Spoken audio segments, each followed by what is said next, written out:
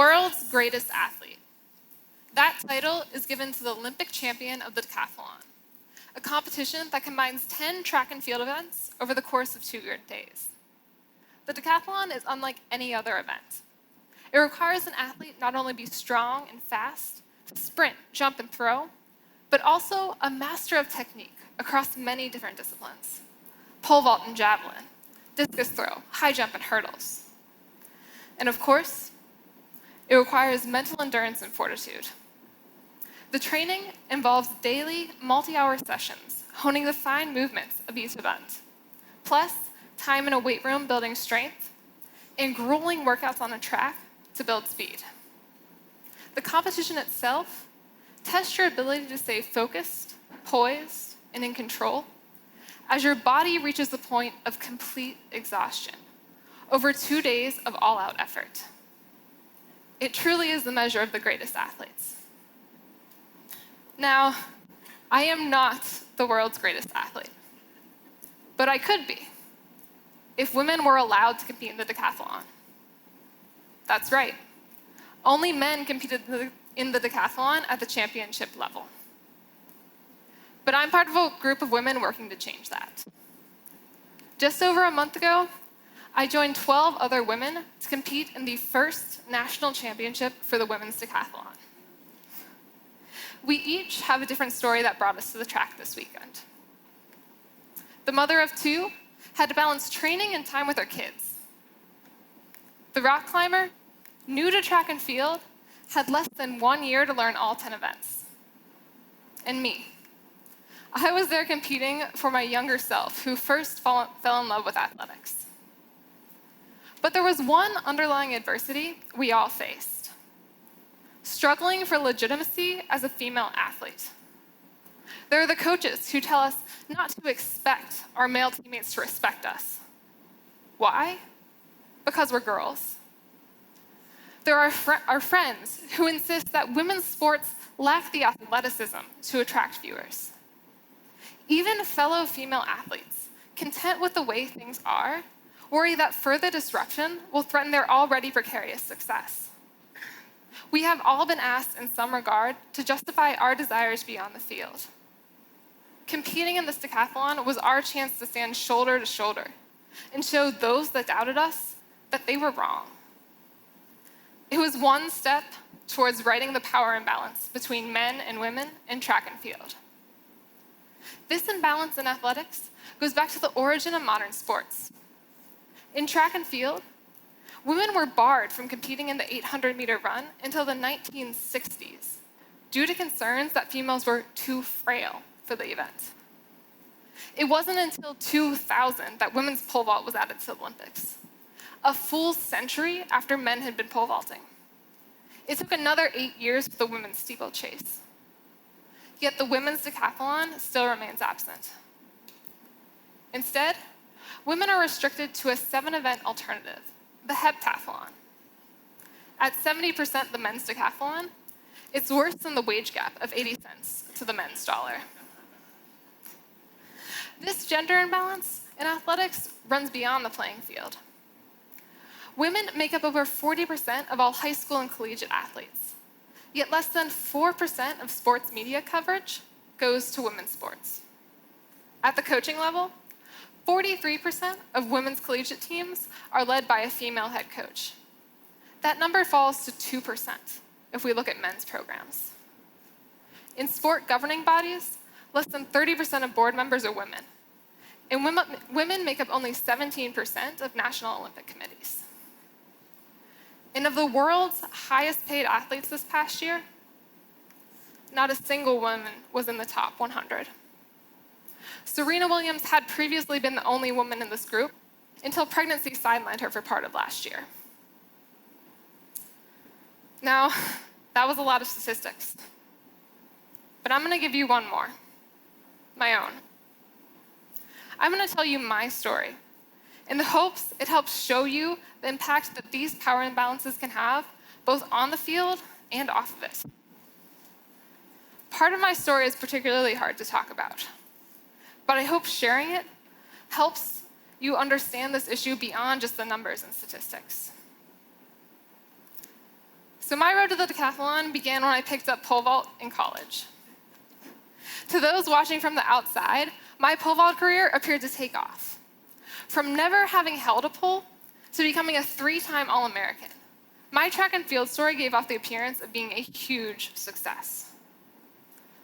But there was a dark side that people didn't see, and that I refused to admit to myself. One of my coaches had sexually assaulted me. I wasn't forced to come to terms with what had happened to me for many years. It wasn't until I was working as a volunteer coach at Harvard University when another assistant was brought on who was eerily similar to my former coach. While I had no reason to believe that athletes were being sexually abused, the coach employed the same tactics of grooming, manipulation, and control that I had experienced. He required deep, intimate relationships with his female athletes, punishing those who questioned his demands and isolating them from the team. The control that he had over these young women was frightening.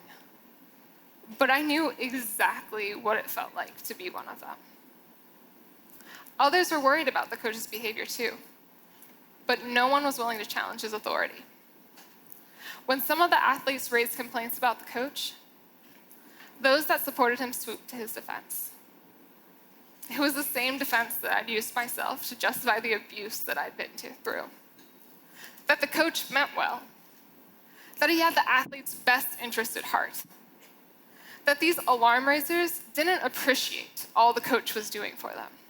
They just didn't want to work hard. It was like I was watching a rerun of my own experience, but powerless to stop it. But seeing others in a similar situation as I had been in made me rethink my own. It forced me to label my experience for what it was: manipulation, abuse, and sexual assault. I hadn't wanted to admit it. No one wants to admit that they can be manipulated, just as no one wants to admit that these issues are part of the systems that we value. The resistance to challenging the establishment is fierce, but I could no longer ignore the wrongdoing.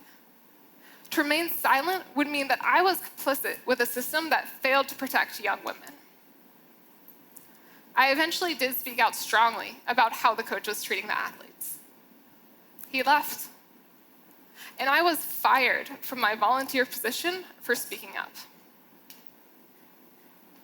While I never for a moment regretted speaking out, the fallout left me feeling completely broken.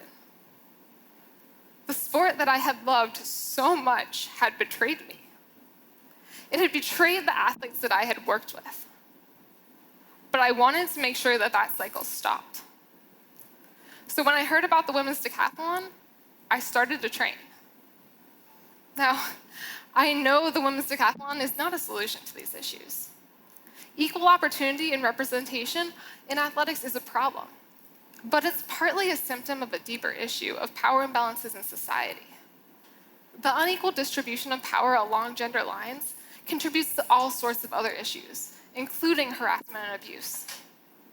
The Me Too movement has brought to light the pervasiveness of gender-based harassment and the power structures that protect abusers.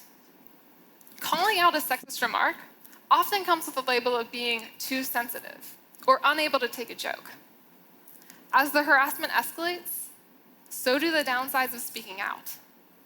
It's often safer to just stay silent. And we have undoubtedly made progress on these issues. But when 1 in 6 women will be a victim of rape or attempted rape, when over 99% of those cases go unpunished, we have a long way to go. So where do we start? These issues are larger than any one person can tackle. It's often hard to see how we, as individuals, could make much of a difference. But the thing is, we each can help shift these power imbalances, even in small ways, by calling attention to the ideas that women raise in the workplace, or cheering for the high school girls soccer team as fervently as the boys football team.